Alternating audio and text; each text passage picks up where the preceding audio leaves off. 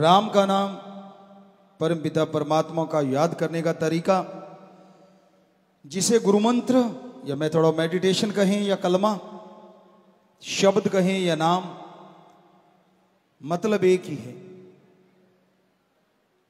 यह कैसे काम करता है, किस तरह से काम करता है?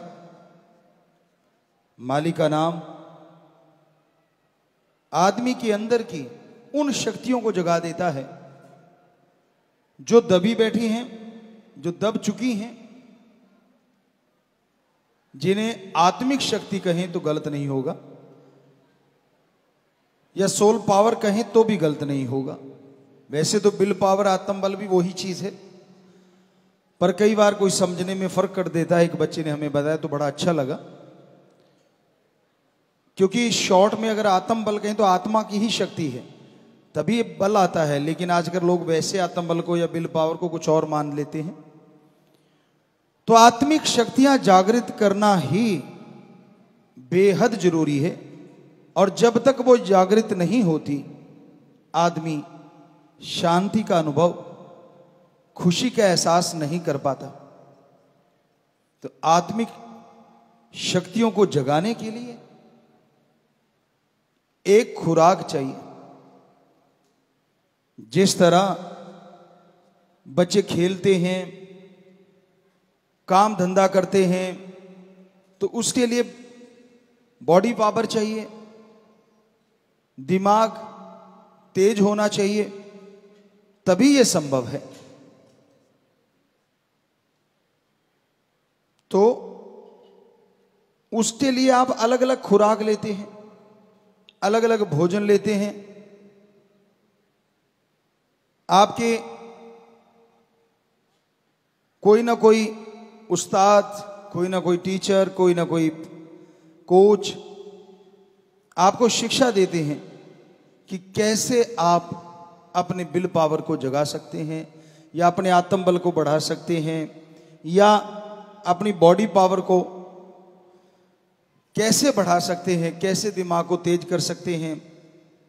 वैसे तो ये कहावत है, अनसुलझी हुई पहेलियों को सुलझाना भी दिमाग को बढ़ाना है। जितना दिमाग ज़्यादा लगाओगे उतना ही दिमाग बढ़ता चला जाता है, और जितना दिमाग नहीं लगाना चाहोगे, दिमाग एक तरह से शटर डाउन हो जाता है, बंद हो जाता है। तो जितना ज़्यादा इसका इस्तेमाल करोगे उतना ही दिमाग बढ़ेगा, जो आपके पढ़ने में, बिजनेस में, जो भी आप दिमागी कार्य करते हैं उसमें आपकी सहायता करेगा। बॉडी पावर के लिए अलग अलग तरीका बताया जाता है। पुराने टाइमों में घी खा लो भाई, दही खा लो, छाछ पी लो। आज वालों को वो चीज़ लगता है कि गलत थी, तो आपको नॉलेज के लिए बताना चाहेंगे, ये जो वे प्रोटीन बनता है या प्रोटीन बहुत सारा बनता है, वो छाछ में जो मलाई होती है, एक घर की छाछ होती है ना, गांव वाले बच्चे जानते होंगे। तो घर की छाछ में एक मलाई होती है, जिसके नाम अलग अलग हैं, अलग अलग भाषाओं में। कोई छिड्डी कहता है, कोई मलाई कहता है, कोई कुछ कहता है। आजकल तो आप दूध की मलाई भी खैर छान छान के पीते हैं, पहलवान जो हुए। पर उस समय छाछ क्यों पीते थे लोग? क्योंकि आज वे प्रोटीन भी उस छाछ की मलाई से ही ज्यादा बनाया जाता है, जो ओरिजिनल होता है और ऑर्गेनिक होता है। तो हमारे कोई बुजुर्ग पागल नहीं थे, और कितनी पावर हुआ करती थी, बॉडी पावर। आज भी नहीं है बच्चों में, ऐसा नहीं कि बॉडी पावर नहीं है। जो पहलवान हैं, जो प्लेयर हैं, आज भी ऐसी ऐसी चीजें कर रहे हैं जो पहले नहीं हुई। टेक्निक नहीं पता था उनको, पावर पावर थी। आज टेक्निक सीख गए, वो पावर पहले बहुत ज्यादा थी। ट्रैक्टर को उठा देना, वैसे ऐसी चीजें हुआ करती, बड़े बड़े बड़ा कुछ होता था जो हमने देखा, जो आज कम ही देखने को मिलता है। हाँ, टेक्निकली आज ज्यादा परफेक्ट होते जा रहे हैं। सो इस सब के लिए खुराक निश्चित की जाती है। जिसकी चर्चा हम कर रहे हैं वो वाली खुराक, आत्मिक शक्ति या सोल पावर। आत्मा की खुराक कौन सी है जिससे आत्मिक शक्ति बढ़ जाए, ताकि आपका विल पावर अप होता ही चला जाए। और आपको पता है, जिनके अंदर विल पावर होता है, आत्म बल होता है, वो अपनी आदतों को बदल डालते हैं। और आज कौन सी आदत बदलने की जरूरत है? मांसाहार, शराब, नशे और अपनी बैड हैबिट्स। आप किसी को बताओ मत, क्योंकि आपको शर्म आती, पता नहीं क्या बोलेगा, और सच भी है, पता नहीं कौन क्या बोल दे, ये तो लफंगा है, ये तो गुंडा है, ये तो नशेड़ी है, तरह तरह के वर्ड आज आम ही सुनने में मिलते हैं। तो इस डर से आप किसी से शेयर भी नहीं करना चाहते। तो उसके लिए आपको एक तरीका बताएंगे जिसका नाम है गुरु मंत्रा। किसी को बताने की जरूरत नहीं पड़ेगी, आप अपनी आदतों को खुद बदल डालोगे, और वो भी कुछ घंटों में, कुछ मिनटों में। आपके अंदर वो सोल पावर, वो आत्मिक शक्तियां जाग उठेंगी। आपका आत्मबल, विल पावर बुलंदियों पे पहुंचने लगेगा। और जिनके अंदर आत्मबल होता है ना, वो कभी ये नहीं कहते ये कैसे होगा। कितना भी असंभव सा कार्य हो, वो कहते ये तो चुटकियों में हो जाएगा, बात ही कुछ नहीं। ये निशानी होती है आत्मिक शक्ति की। वरना तो आज जिधर देख लो आप, निगाह घुमा लो, ये नहीं हो सकता, ये तो होगा ही नहीं, आगे बढ़ ही नहीं सकते, आगे तो बढ़ा ही नहीं जा सकता, ये तो हल ही नहीं हो सकता, चाहे कुछ भी कर लो। हम गारंटी देते हैं, आप सुमरण कीजिए, वो जो गुरुमंत्र बताएंगे उसका जाप कीजिए लगातार। जो असंभव लगता है उसमें ही सफलता का कोई ना कोई शब्द मिल जाएगा, और सीढ़ियां चढ़ के आप सफलता के शिखर पे पहुंच जाएंगे।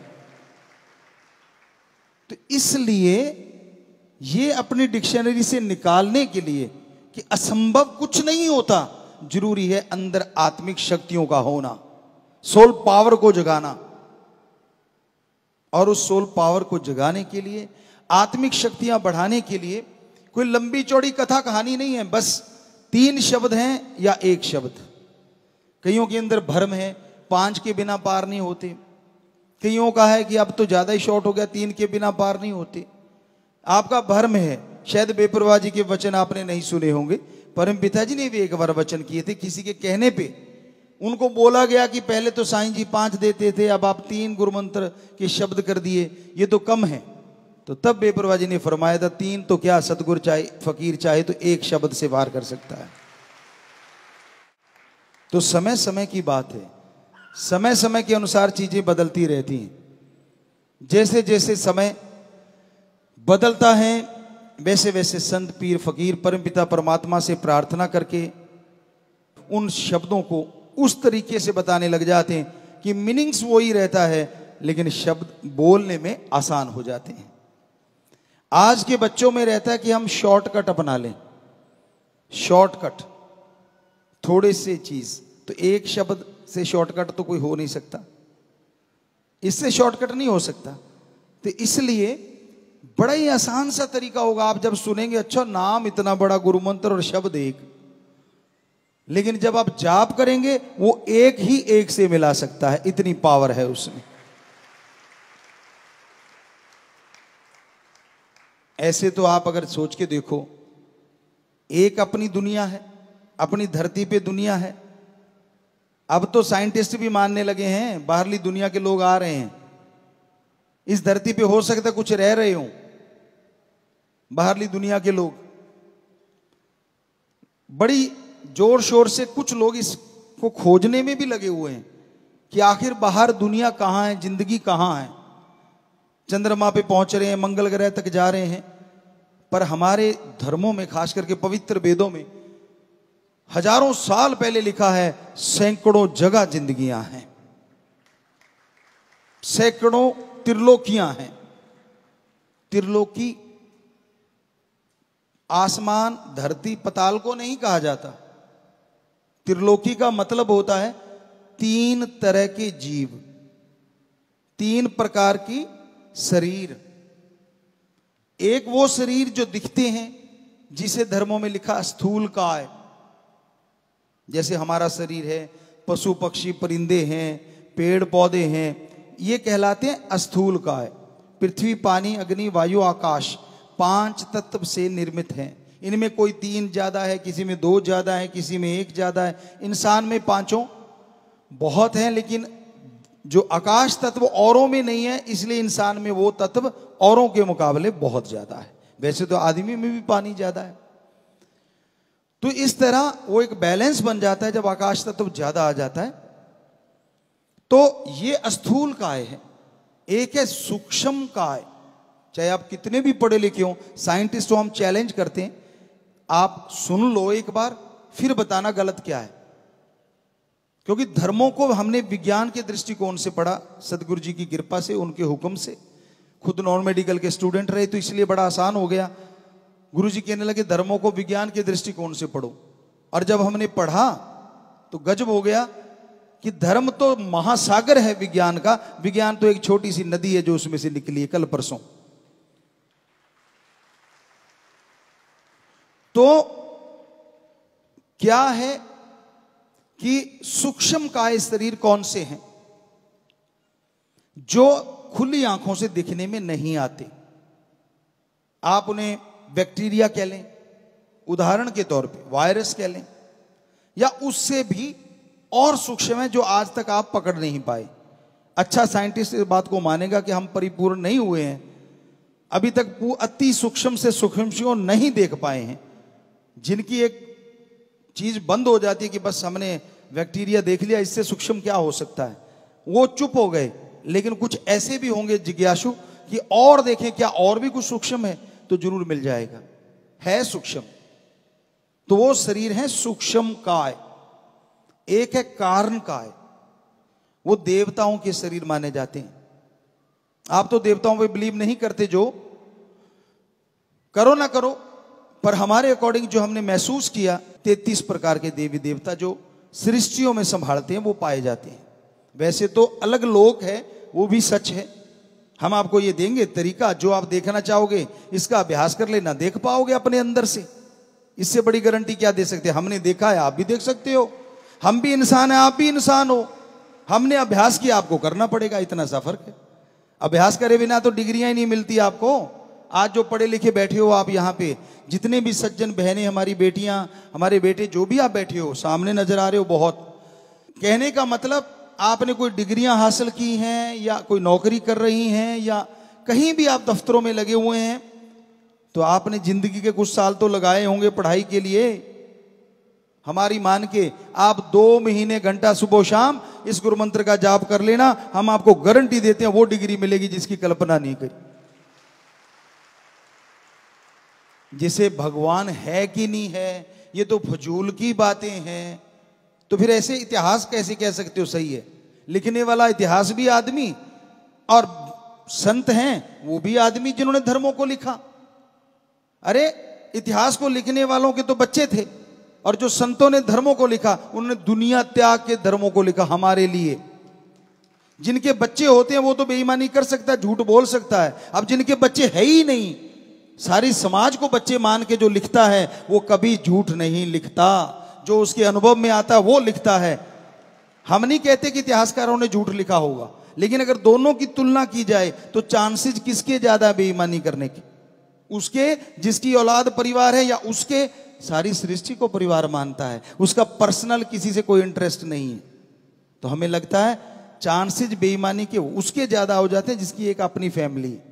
वो उनके लिए ठगी मार सकता है, बेईमानी कर सकता है, कुछ भी कर सकता है। पर जिसकी सारी सृष्टि फैमिली है, जिसको पता है उसके शब्दों को आने वाले टाइम में प्रयोग किया जाएगा, भगवान से जुड़ जाता है, वो 100% सच होता है। उसमें कोई चांस ही नहीं रहता कि वो बेईमानी करेगा। किस लिए? कोई पर्पज तो हो, अपना नाम मशहूर करने के लिए। ऐसा भी उन्होंने नहीं कहा। उन्होंने तो अपने आप को दासों का दास, सबसे छोटा, मैं तो आपके जूतों में बैठूंगा, हमेशा आपने सुना होगा।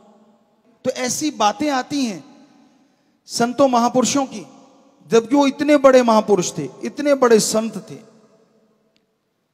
तो कहने का मतलब महापुरुष लिखते हैं, सच लिखा था, सच है और सच ही रहेगा। उनका लिखा हुआ झूठ नहीं हो सकता। तो ये उनकी बातें आपको बता रहे हैं।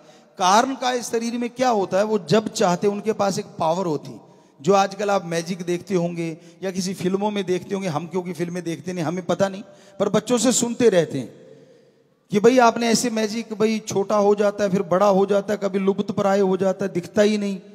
सुनने में आया कि ऐसी चीजें आपको कल्पना में फिल्में बना के या ऐसे करके दिखाई गई होंगी। वो कल्पना है, लेकिन हकीकत में देवी देवता 100% ऐसी होते हैं। वो कहीं भी पहुंच सकते हैं, ऐसी उनका आत्म बल, आत्मिक शक्ति बढ़ी हुई होती है। अपने आप को बिल्कुल ऐसा कर देते हैं कि आप देख ही नहीं सकते, आपके आसपास ही होते हैं। वो छुप जाते हैं, अदृश्य हो जाते हैं। जितना चाहे शरीर को, बहुत हद, एक हद होती है, उतना लंबा चौड़ा कर सकते हैं और छोटे से छोटा कर सकते हैं और दृश्य हो जाते हैं। तो उसको शरीर को कहा जाता है कारण काय। तो ये 3 शरीर हो गए, स्थूल काय, सूक्ष्म काय, कारण काय। इसको कहते हैं त्रिलोकी। तो ऐसी त्रिलोकियां सैकड़ों जगह है। सो कहने का मतलब जो जिंदगी हम इस धरती पे जी रहे हैं, ऐसी धरतियां सैकड़ों जगह है, अगर सीधी भाषा में बोले। और वहां भी जिंदगियां हैं। बहुत जगहों पे तो हमसे बहुत ज्यादा तरक्की पे हैं, बहुत आगे विज्ञान में है, बहुत जगहों पे तबाही मच रही है, बहुत जगहों पे शांति प्रिय भी है। तो कहने का मतलब ये आप अगर देखना चाहोगे, और हैरानी क्या किस बात की है, इन सबको कंट्रोल करने वाला भी एक और सबका हिसाब किताब रखने वाला भी एक है ना। कमाल। आप किसी अपने एरिया के बॉस होंगे, बुरा ना मनाना, अपनी कंपनी है या कुछ भी है, उसका एक बॉस होता है। उस कंपनी को संभालने की जिम्मेवारी उस पे होती है और उसके भी पसीने छूटे रहते हैं। अगर कर्मचारी सही ढंग से ना चले या थोड़ा ऐसा कुछ आ जाए तो दिन रात मेहनत करता है। एक छोटी सी कंपनी के लिए कितनी मेहनत। चलो बड़ी कंपनी के लिए फिर वो आगे कई बॉसेस बन जाते हैं और एक हेड रह जाता है। आप जरा सोच के तो देखिए कितनी संख्या होगी अपने धरती की। मान लो शायद करोड़ों में या अरबों में पहुंच गई होगी, शायद, क्या कह सकते हैं, वो तो राम जाने, क्योंकि बीच में पेड़ पौधे भी तो हैं, पक्षी भी हैं, जीव जंतु भी हैं। तो उनका एक एक पल का एक ही बंदे के पास हिसाब किताब है। हर किसी की जानता है वो, चाहे उसने आगे अपने भी बंदे रख रखे हों। देवी देवताओं की ड्यूटियां 33 की लगा रखी हैं कि आपने ऐसे ऐसे ये काम करने हैं, और भी होंगे कुछ, लेकिन उनको पता हो ना हो फिर भी उसको खुद को सारा पता होता है। तो ऐसा है हमारा ओम भगवान परमात्मा, गॉड, सुप्रीम पावर।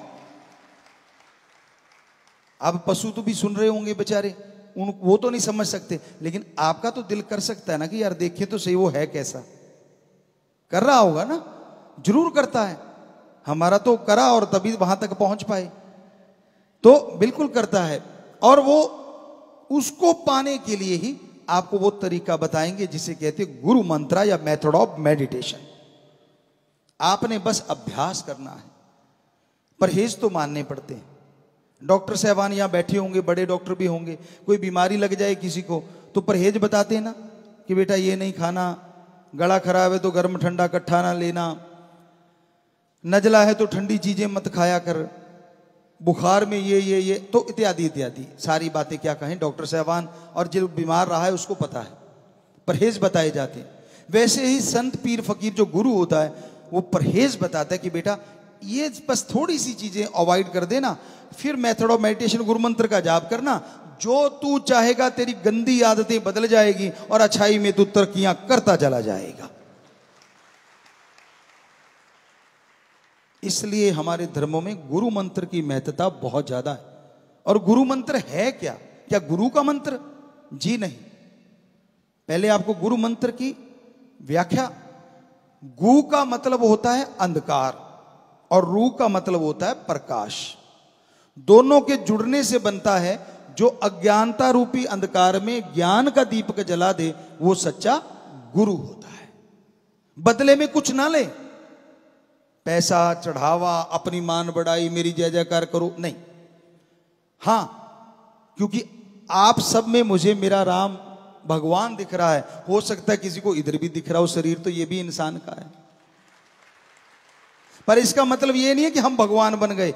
हम तो भाई आपके चौकीदार सेवादारी हैं। हमारा काम ही है सेवा करना, आपकी सेवा के लिए। आपके नौकरों के भी चौकीदार हैं हम, तो उनके भी सेवादार हैं, उनके भी नौकर हैं। कैसे? आके वो राम का नाम ले लेंगे आपके नौकर, और वो उन्होंने अगर कोई दुआ कर दी तो हमारा कर्तव्य बन गया उनकी सेवा करना। भगवान से प्रार्थना करना कि भाई हे भगवान, ये तेरा बच्चा तड़फ रहा है, अगर इसकी जायज मांग है, अगर इसकी सही है तो तू सुन ले और जरूर सुन ले और इस पे रहमत कर दे, कृपा कर दे।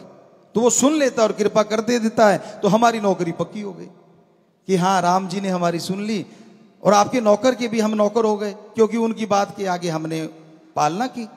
तो इसलिए संत अपनी मान बढ़ाई के लिए नहीं होते, वही सच्चा गुरु होता है, फकीर होता है। हम ये नहीं कहते हम सच्चे हैं कि नहीं, सुमन कर लेना, पता चल जाएगा। राम जी जिस रूप में आते हैं वो गुरु सच्चा होता है, जिस रूप में नहीं आते वो गुरु नहीं होता, बात ही खत्म। प्रैक्टिकली मेथड ऑफ मेडिटेशन, गुरु मंत्र है, जाप करो। वो रूहानी रूप में आ सकता है, नूरानी रूप में आ सकता है, दुनियावी रूप में आ सकता है और जिस्मानी रूप में भी आ सकता है। वो आपकी भक्ति का स्केल है, कितनी का आप करते हो, कितने के विचारों को शुद्धिकरण कर चुके हो, आप कहां तक पहुंच पाए हो, उसके अकॉर्डिंग उसका रूप बदलता है परमात्मा का। होगा वो परमात्मा, क्योंकि वो तो निराकार है, उसका तो आकार ही नहीं है। लेकिन आप कैसे मान लोगे निराकार को, जब तक वो किसी आकार में नहीं आएगा। इसलिए वो उस आकार में आता है जिसमें वो अपना प्रचार करवाता है, यानी सच्चे संत पीर फकीर के रूप में आपको आके दर्शन देगा। दुनिया का क्या है, दुनिया तो बोलते रहना है, कुछ भी कह सकती है, आज तक किसी को नहीं छोड़ा। एक छोटा सा उदाहरण, बस कुछ चंद बातें और, तो गुरु मंत्र की थोड़ी सी बात आपको बता दें। अब रह गया मंत्र, मंत्र कहें शब्द, मेथड, विधि, युक्ति। तो गुरु मंत्र का पूरा मतलब है वो शब्द जो गुरु ने खुद करके देखे हों, वो भगवान का नाम जो गुरु ने खुद जाप किया हो, अभ्यास किया हो। वो गुरु क्या कहता है, मैं भी इंसान हूं, आप भी इंसान हैं, मैंने इन शब्दों का जाप किया और मुझे मेरा भगवान मिला, सारा कुछ मिला, सब कुछ दिखा। अगर मुझे दिख सकता है तो मैं इंसान हूं, तो आप भी इंसान हैं। आप जाप करोगे तो आपको क्यों नहीं दिखेगा। आज तक हमने 6.5 करोड़ लोगों को यह गुरु मंत्र बताया, जिसका अभ्यास हमने किया, और जिन जिन ने भी अमल किया सारे कह रहे हैं जी 100% हमें नजारे आए, कहीं ना कहीं कब ना कभी दर्शन हुए।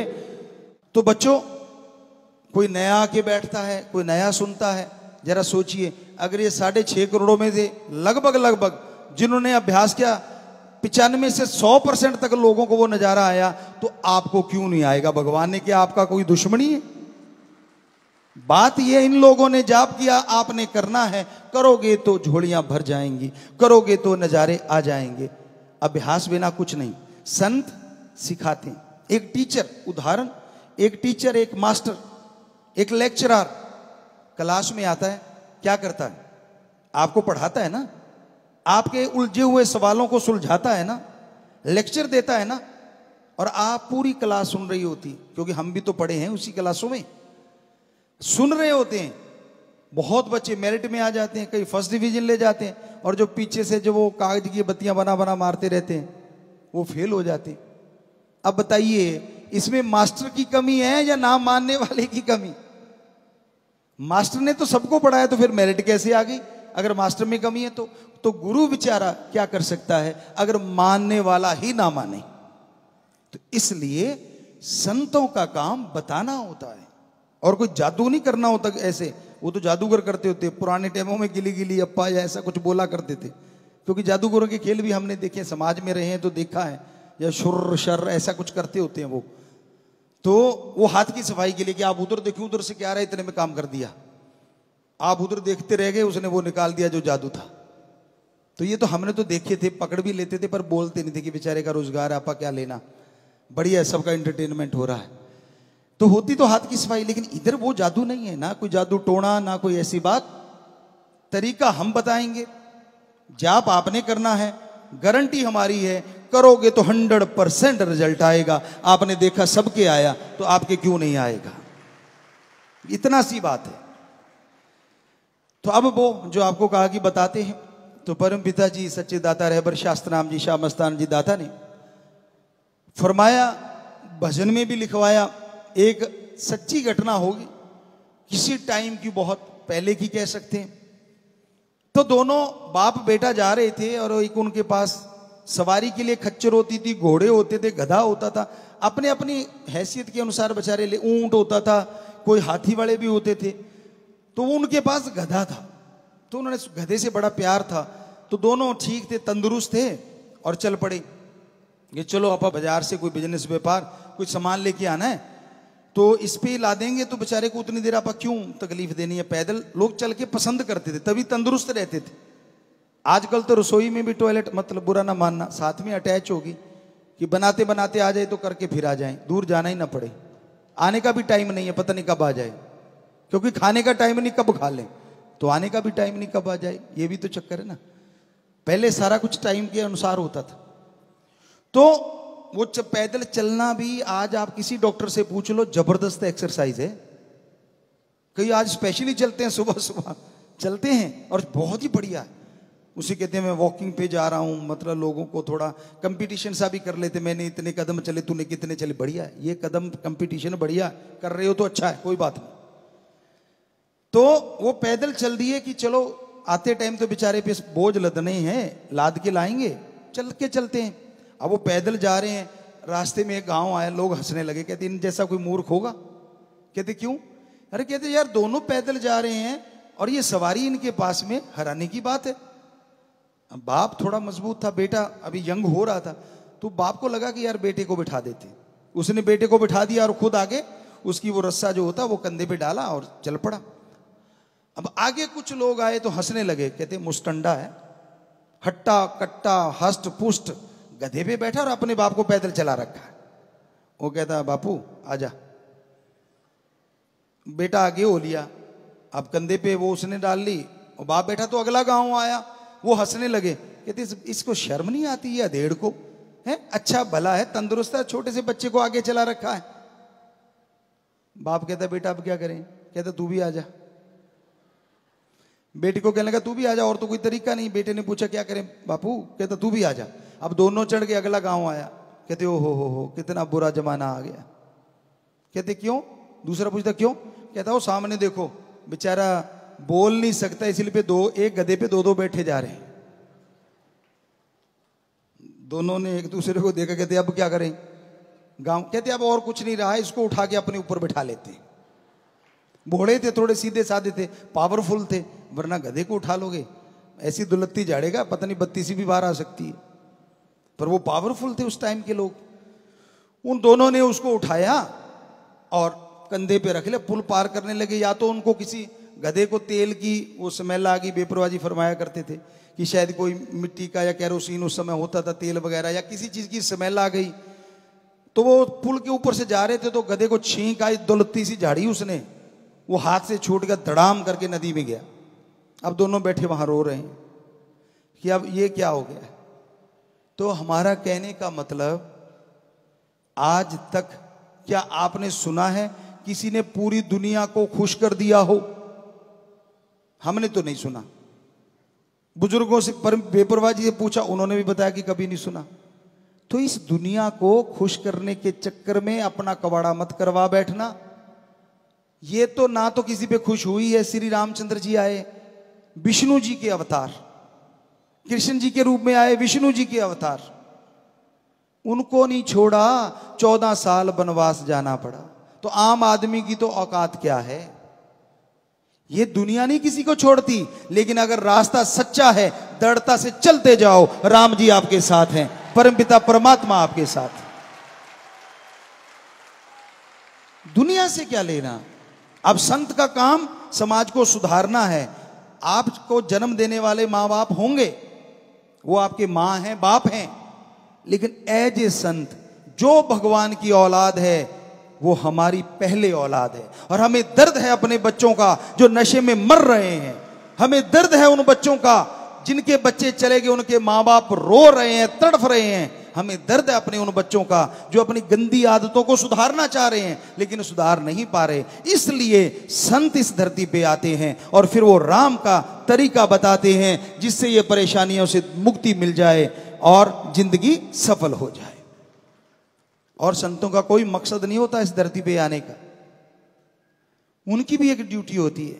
तो इसलिए संत पीर फकीर कहीं भी कोई तकलीफ आती है, पहले तड़फ उठते हैं, भगवान से प्रार्थना करते हैं, दुआ करते हैं। माने तो अरबों बार सजदा, ना माने तो भी अरबों बार सजदा, क्योंकि संत उसकी रजा में रहते हैं कि जो वो करता है गलत ना करता था, न करता है, न कभी करेगा।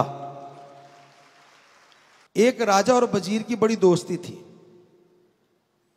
और दोनों इकट्ठे ही उस समय शिकार पे बड़ा जाया करते थे। राजा महाराजा, ये उनका एक शौक कह लो या पिछले जन्मों का कोई होगा लेना देना। तो शिकार पे जाते थे दोनों इकट्ठे और शिकार खेल के वापस आ जाते थे। तो एक दिन वो गए, राजा ने तीर चलाया, शिकार तो मर गया, लेकिन इधर से राजा का अंगूठा, जैसे उसका जो लास्ट तीर का होता है, जैसे वो हिस्सा गया तो अंगूठा कटा और फिर तंचा से अंगूठा टकराया, अंगूठा कट के नीचे गिर गया। तो राजा चीखा, वजीर कहने लगा जी क्या हुआ? कहता अंगूठा कट गया। कहते लो भाई मरम पट्टी करो, मरम पट्टी करो। राजा कहता यार आज बड़ा बुरा हुआ ना, वजीर भगवान को मानने वाला था। कहता नहीं नहीं, भगवान जो करता है वो अच्छा करता है। राजा तो फिर राजा है, चढ़ गया गुस्सा, मेरा अंगूठा कट गया और ये अच्छा दोस्त है जो कह रहा है भगवान करता अच्छा करता है। अजीब दोस्त है, काहे की दोस्ती? कहता डालो इसको काल कोठरी में। अब राजा का हुक्म कौन डाले? काल कोठरी में डाल दिया। 2-3 महीने गुजरे, राजा शिकार पे अकेला चला गया। साथी थे, फौज तो होती होगी, कुछ असैनिक थे, पर राजा का घोड़ा पावरफुल होता था। अब थोड़ा आंधी तूफान आया, घोड़े ने स्पीड पकड़ी, राजा ने भगाया, वो कहीं और ही निकल गया। घोड़ा भी तो आखिर बेचारा पशु है, उसको क्या पता इतनी आंधी तूफान में राजा किधर ले जाना चाह रहा, वो लगाम खींचता गया, घोड़ा उधर ही मुड़ता चला गया और ऐसी जगह पहुंच गया, आदिवासी एरिया था। आदिवासियों ने पकड़ लिया कि शिकार आ गया। तो वो नर बलि दिया करते थे, आपने सुना होगा पुराने टाइमों में। आजकल भी कई कई राक्षस प्रवृत्ति के लोग ऐसा करते, सुना है, खबरों में सच है या झूठ है ये तो राम जाने। तो राजा वहां पहुंच गया, उन्होंने उतार लिया, पकड़ लिया, कहने लगे भाई इसकी तो बलि देंगे। अब शाम सी का समय हुआ, जो भी बलि का टाइम था उसको नहलाया धुलाया और वो गला काट लेते थे, यूं बना के रखते थे। तो वहां ले आए, उससे पहले एक तांत्रिक आता था जो उस पर संदूर लगाता था या नारियल या कुछ भी ऐसा कुछ करते थे, मंत्र मंत्र उसके ऊपर। तो तांत्रिक आया, उसने पहले चेक किया सारे शरीर को। चेक करने के बाद वो बोला रुको। तो उनका जो मुखिया था कहता क्या हो गया? सारे नाच रहे थे, कूद रहे थे, सारे चुप हो गए। कहता ये बलि नहीं हो सकती। कहते क्यों? कैसे? इसका अंग भंग है, जिसका अंग कटा हो उसकी बलि भगवान नहीं लेता, पूरे अंग होने चाहिए। ये देवी देवता जिसको आप दे रहे हैं ये खुश नहीं होगा। तो कहते जा, छोड़ दिया, उसको छोड़ दिया। राजा समझदार तो था ही, फट समझ आ गई कि आज अगर ये ना कटा होता तो तेरा तो बेड़ा पार था बेटा। कहता यार दोस्त की याद आ गई कि यार वो तो सही कह रहा था, मैं ही गलत था। तो भागा, घोड़ा दौड़ाया, पहुंच गया, रात को ही बाहर निकाल लिया। कहता बाहर निकालो। कहता यार आज वाली भाषा में सॉरी, पहली वाली भाषा में जो भी था सॉरी फील की, उसको बोला और कहने लगा गलती हो गई यार, तू सही है, आज मेरे साथ ऐसा ऐसा हुआ। वो कहता है, वजीर कहता जी वो भगवान हमेशा ही अच्छा करता है। बादशाह फिर सोचा, कहता है वो बात सुन। कहता हाँ। कहता चलो मेरा तो अंगूठा कट गया, मैं तो आज बच गया, तेरे साथ अच्छा क्या हो गया जो 3 महीने यहाँ कैद में रहा काल कोठरी में, ये कैसे अच्छा हो गया? कहता राजन तेरा अंगूठा कटा है, मेरा नहीं कटा, दोनों इकट्ठे होते शिकार पे, तू तो आ जाता, तेरा तो अंगूठा कटा, मेरा तो नहीं कटा था, मेरा तो वहां बाजा बजा देते। तो मेरे भी भगवान ने अच्छा किया जो मुझे जेल में रख लिया। तो इसलिए बेटा ये हकीकत है, कहानी नहीं, सच्चाई है। वो जो करता था सही है, कर रहा है सही है, करेगा सही है। उसको मानने वाले को अगर ये मान लिया, कहीं भी रहो, ना चेहरे का नूर जाएगा, ना अंदर का सरूर जाएगा, ना वो राम हजूर जाएगा, हर पल साथ रहेगा, कहीं भी वो दूर ना जाएगा।